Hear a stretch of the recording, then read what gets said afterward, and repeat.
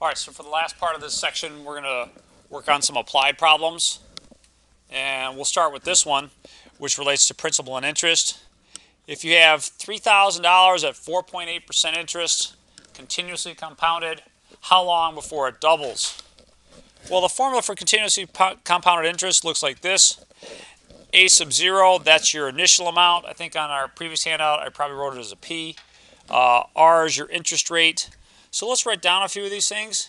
A sub 0, that's $3,000. A is how much you end up with. R is your interest rate, 4.8%. But of course, you can't write it as just 4.8. We need to write it as a decimal.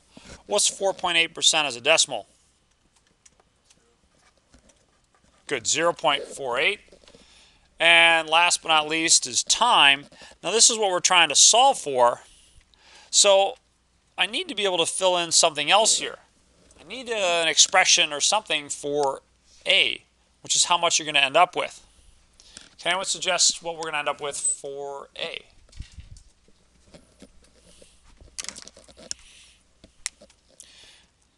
I'll give you a hint. We're waiting for our initial investment to double. 6,000. Yeah, thank you. So 6,000.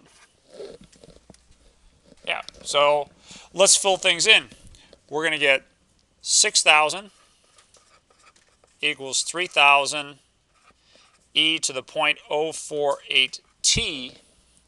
Now our goal is to solve for t. If this were my equation to solve, what I would do is I would divide both sides by 3,000. Let's just make this problem simpler right at the start. If I divide by 3,000, this is going to get a lot simpler. I'll be left with e to the 0.048 t equals 2. So that's not too bad. What would you do to continue solving? If I want to figure out what t is, what could I do next? Well, if you recall, this is an exponential equation, right? Because the variable's in the exponent. So we had really one method that we discussed to solve exponential equations. What do I have to do to solve here? All right, you're supposed to make me look good. We're on video, right? Laugh, laugh, laugh, laugh. All right, that's good. So we're going to take the log on both sides. What base logarithm should I take? Log base e, because that's where your exponent is in this expression as the exponent of e. So log base e of e to the 0.048 t. What's another way to write log base e? ln. So this is the ln of 2. You should be getting used to something on the right-hand side. The right-hand side is going to show us a lot of nice simplification. Yes?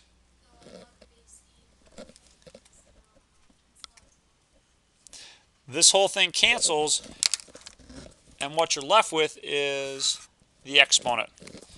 So the right-hand side is just 0.048 t.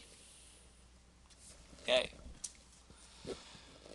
So 0.048 t, divide both sides by 0.48, ln of 2 divided by 0.048. Try and do that on your calculator. See what you get. We'll round it to the nearest tenth. That should be good enough.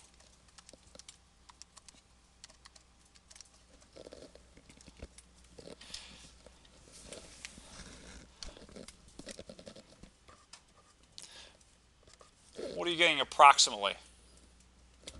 Sarah? Perfect. 14.44. And that's in years. Thank you. Now, this isn't a logarithmic equation. I don't have to check my answers. It's not a bad idea to do that, but you don't have to. About 14.44 years for that to double. Okay, so not bad. Now, before I go on from this, are we okay with this first one?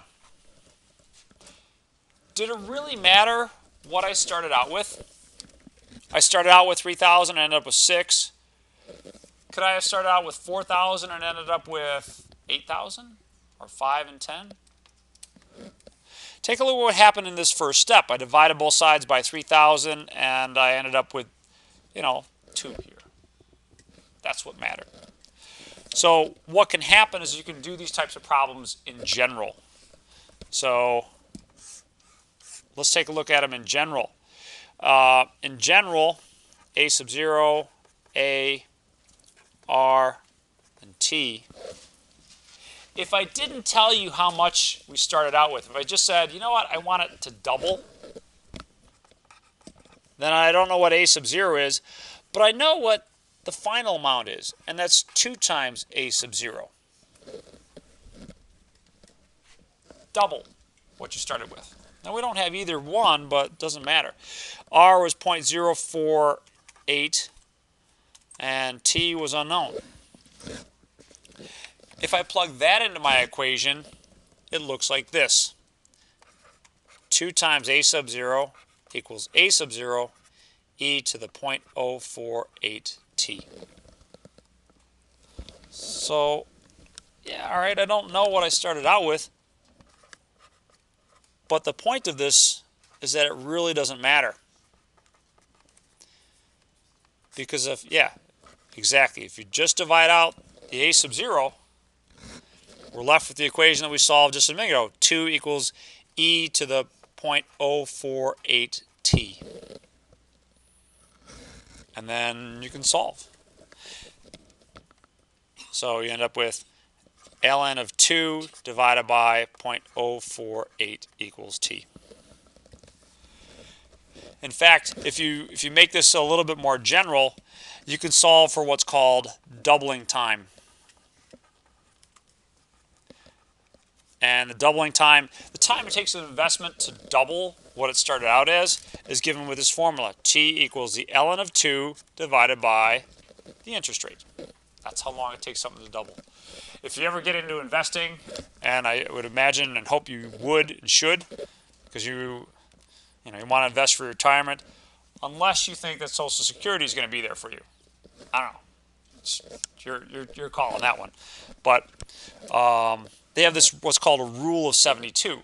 If you want to figure out how long it's going to take an investment at 6% interest to double, then you take 72 and divide it by 6, and you get 12. It's about 12 years.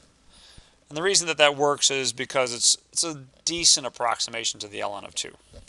But the point that I want you to see is this, that you don't necessarily have to have the exact expression for the beginning amount. As long as you know how it compares to the final amount, we're in good shape.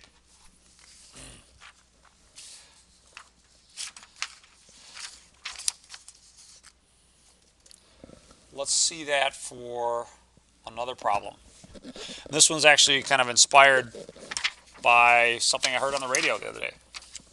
This guy was talking about his investment. He's like, oh, yeah, it's a great investment. It's up 1,100% since 1992. And initially I'm like, wow, 1,100%? That's pretty good. So what they're doing then is they're giving you this information. A sub 0, don't know what that is. But we're going to end up with 1,100% of that. Now let's understand something about 1,100%. What is that as a decimal?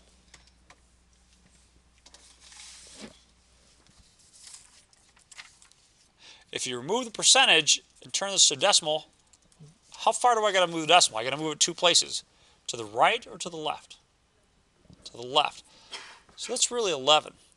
So the final amount is 11 times the beginning amount. We don't know what either one is, but it doesn't matter. The interest rate is unknown, but the time is 25 years. And let's fill that into our formula. A equals a sub 0 e to the RT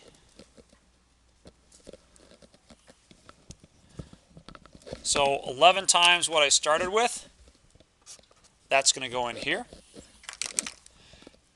11 times a sub 0 equals a sub 0 e to the r times 25. Now, see if you can't solve for r from this equation.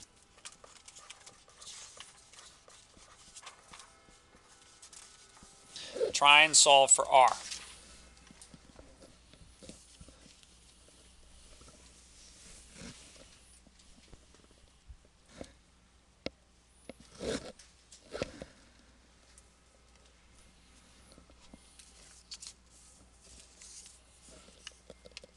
You know, I just noticed the time. We're running kind of late. Maybe we just help me out here. What would you do first? What would be your first step in solving for r? Divide through by a sub 0. Absolutely. And what's nice is I get 11 equals e to the 25r. Okay. That's good. That makes this a pretty reasonable equation. What can I do to solve here now? Take the log. What base log should I use? Yeah, I'd use log base e. Log base e of 11 equals log base e of e to the 25r. That's looking better. All right. This is going to simplify. Or no. How's this going to simplify? On the left-hand side, I'm just going to write that as ln. But what about the right-hand side? Yeah. Thank you, ladies. 25r. Divide both sides by 25. ln of 11 divided by 25 equals r. I think that's about 9.5% as a decimal. Let me just check here. ln of 25 divided by, or excuse me, ln of 11 divided by 25. Yeah. So 0.0959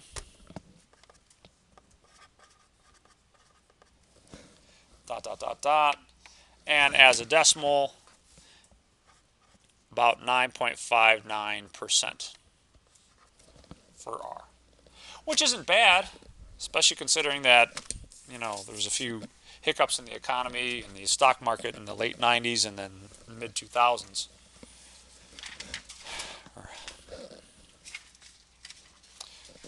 There's one last one that I'm going to squeeze in here. My apologies for running a little bit on the late side.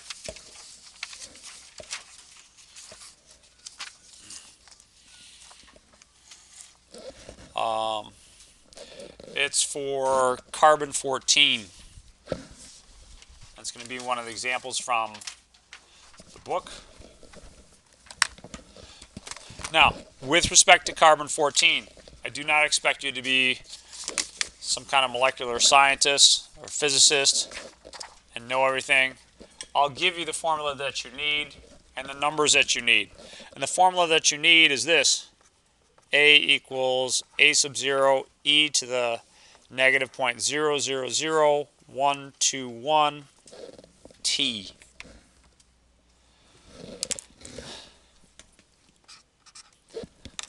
As with our principal and interest formula, this is your initial amount.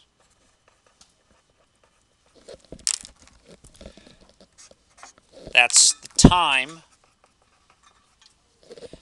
And this is the final amount. So if you start out with an initial amount of this substance, it's going to decay according to this formula.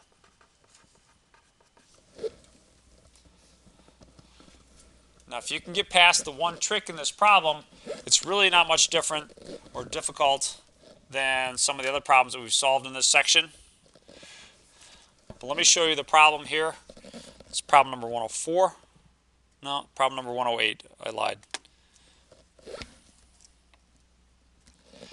says only 10% of the carbon-14 in a small wooden bowl remains. how old is the bowl? So only 10% of the carbon-14. So that's 10% of what we started out with.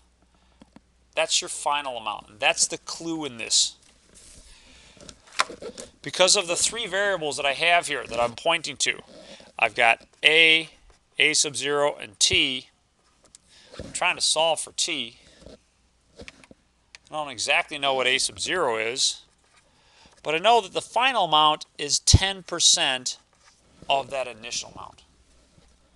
That's what we have to hang our hat on. 0.10 A sub 0 is your final amount. 10% of the initial amount. So I can fill in this equation then. 0.1 A sub 0 equals A sub 0 e to this negative exponent.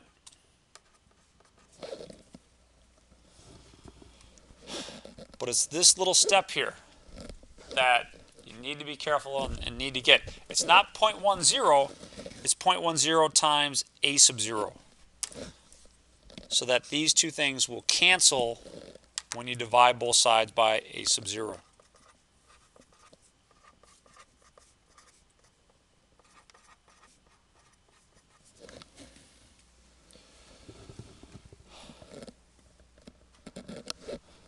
The rest of this is just solving an exponential equation. Take the log base e of both sides.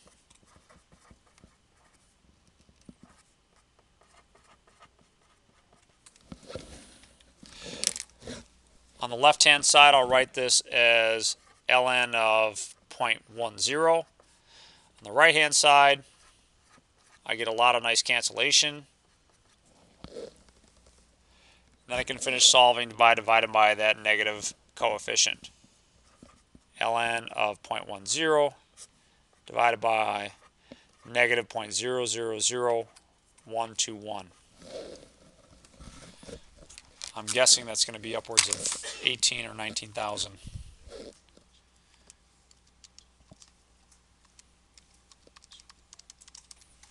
Okay. All right, so a little bit more than 19,000.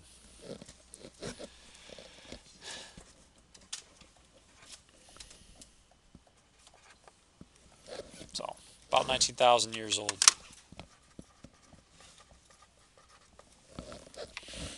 Okay. Whew. All right. No one's probably in the mood to ask any questions here, so let me just give you some homework. For homework, try 25 through 85. And you know what? Just right now, that'll be good enough.